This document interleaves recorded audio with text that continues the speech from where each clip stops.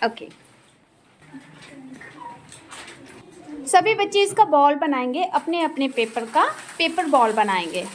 सबको यहाँ पे जो टारगेट है वो दिख रहा है? yes, सबको दिख रहा है क्या? yes, चलो देखते हैं। वन बाय वन अपनी जगह से, कोई आगे नहीं आएगा। खड़े हो सकते हैं आप, लेकिन कोई आगे नहीं आएगा। देखते हैं कितनों की बॉल इसमें अंदर जाती है।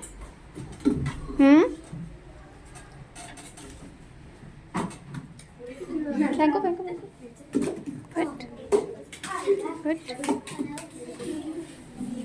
यस, सभी सभी। तो बच्चों, आपको क्या लगता है कि आपने जितनी भी बॉल्स फेंकी वो सारी आपके बकेट में जा गिरी?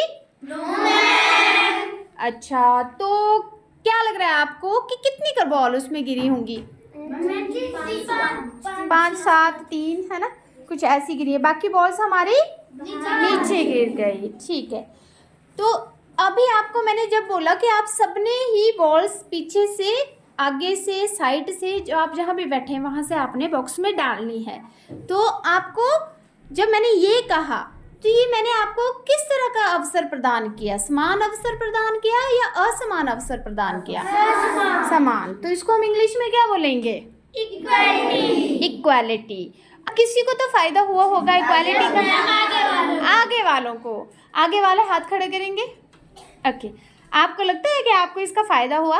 यस। क्या फायदा हुआ सृष्टि? मैम जी, क्योंकि हमें डस्टबिन ढंग से दिखाई दे रहा था और हम उसमें निशाना लगा सकते थे। गुड। और मैम जी, और पीछे वालों को नहीं दिखाई दे रहा था, हमें ढंग से दिखाई दे रहा था, इसलिए हमने मार लिया। बॉल इसमें डाल चांसेस क्या थे? बॉल को इसमें डालने के चांसेस, बकेट में डालने के चांसेस क्या थे? ज्यादा थे। लेकिन पीछे वालों को क्या समस्या आई गोविंद? हमें डस्टबिन दिख नहीं रहा था, इसलिए हम इसमें डाल नहीं पाए। डाल तो नहीं पाए, लेकिन बॉल तो आपने फेंकी थी। फिर वो कैसे फेंकी? जी, अंदाजे से। अंदाजा लगाया। तो आपको क्या लगा, आगे वालों को ज्यादा अच्छा अवसर मिला या पीछे वालों को? मैम जी, आगे वालों को। तो क्या ऐसे ही होना चाहिए हर बार? हम तो बेटा, आपने ये एक्टिविटी की, आपको इससे क्या समझ में आया? धृति, अगर हमारा कोई दोस्त है जो कोई काम नहीं कर पा रहा तो हमें उसकी मदद करनी चाहिए, ताकि वो भी हमारे साथ आगे बढ़ पाए और उसे भी कुछ करने का मौका मिले। Very good. आप बताएं। मैम जी, हमारा भी अधिकार बनता है कि हमें दूसरों की मदद करनी चाहिए। और क्या बोलते हैं, अगर जैसे कोई हमारी तरह है पर लेकिन उसकी कुछ भी हुआ है, उसको जैसे कोई शारीरिक रूप से अगर वो चैलेंज्ड है या कोई और समस्या है उसको, तो हमें उसको अवसर प्रदान करने चाहिए। और ये भी देखना चाहिए कि क्या वो उस अवसर को अच्छे से, उस अवसर का प्रयोग कर पा रहा है कि नहीं कर पा रहा है। हाँ, अगर आपको डस्टबिन सही से दिखता और आपका डिस्टेंस भी बराबर होता तो आप क्या हो सकते थे? ज़्यादा से ज़्यादा लोग अपनी बॉल को इसमें डालने के लिए क्या हो सकते थे? सफल हो सकते थे। लेकिन ऐसा नहीं हुआ। वह आगे के 2-3 बच्चों ने ही क्या किया, उसमें बॉल्स अपनी डाल पाए। तो ये तो प्रॉब्लम है ना। तो हमें इस प्रॉब्लम को क्या करना है?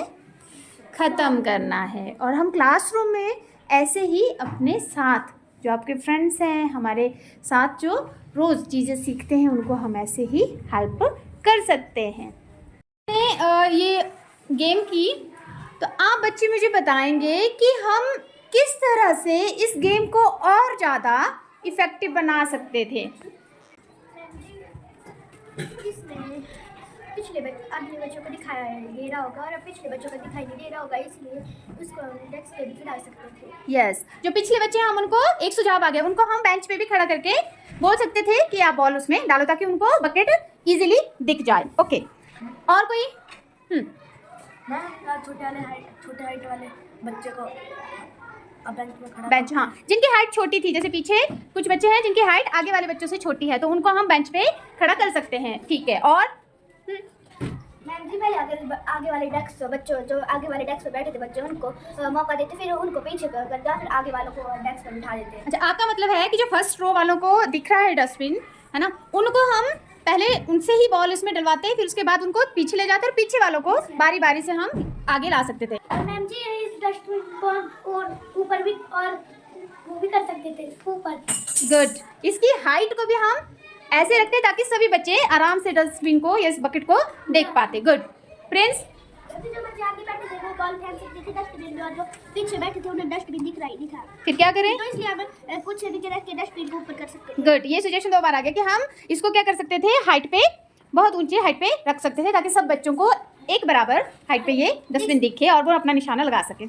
मैम जी, जो छोटे हाइट वाले बच्चे हैं उनको आगे कर सकते थे, और जो बड़े हाइट वाले थे उनको पीछे कर सकते थे। ये सजेशन तो आया ही नहीं। छोटे हाइट वाले जो थे उनको हम बेंच पे खड़ा कर सकते हैं, ये वाला सजेशन आया था। लेकिन इन्होंने बहुत अच्छा बोला कि हम क्या करते हैं, अकॉर्डिंग टू हाइट बच्चों को खड़ा कर सकते थे कि जो जिनको डस्टबिन नहीं दिखेगा उनको आगे कर सकते थे, और जो जिनको दिख रहा था या जिनकी हाइट बड़ी थी उनको हम पीछे भी कर सकते हैं। तो कुछ चेंज करें हम क्लासरूम में? देखते हैं फिर, है ना, कि कितनी बॉल्स जो है डस्टबिन में गिरती है और कितने बच्चों को जो है सही तरीके से मौका मिलता है। ठीक है, ओके। अब हमने अपनी बकेट को कहाँ रख दिया? सेंटर में। ठीक है, और कितने हैं आप बच्चे? 11 बच्चे हैं। अब देखते हैं हम कि पहले जब हमारी पूरी क्लास बॉल डाल रही थी तो वो बॉल कितनी, हमारी 3 या 4 ही बॉल हमारी बकेट में गिरी थी। लेकिन अब आप 11 लोग हैं इस सर्कल में, तो देखते हैं कितनी बॉल जो है वो इस बकेट में आके गिरती हैं। तो शुरू करें।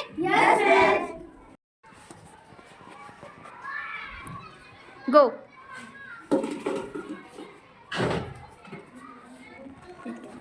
सबने अपनी बॉल जो है वो बकेट में डाली? गोविंद काउंट कीजिए। 11 है। और हम लोग कितने हैं? 11। मतलब जितने सर्कल में बच्चे हैं आप खड़े हुए हैं उतने ही बॉल हम इस पे डाल पाए हैं, यही मतलब हुआ ना? क्या पहले ऐसे था? पूरी क्लास के कितनी बॉल थी पहले वाले? मैम जी 2 या 3 बॉल हमने बकेट में हम डाल पाए थे। तो अब आपको कौन सा बेटर लगा कि पहले वाला मेथड सही था या ये वाला? क्यों? बीच में था और हम सब डाल पाए और बराबर था ये सब।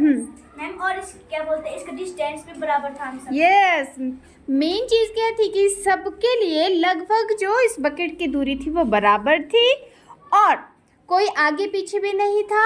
बिल्कुल हम एक सर्कल में खड़े हुए थे और सभी को डस्टबिन या बकेट दिख रही थी। गुड।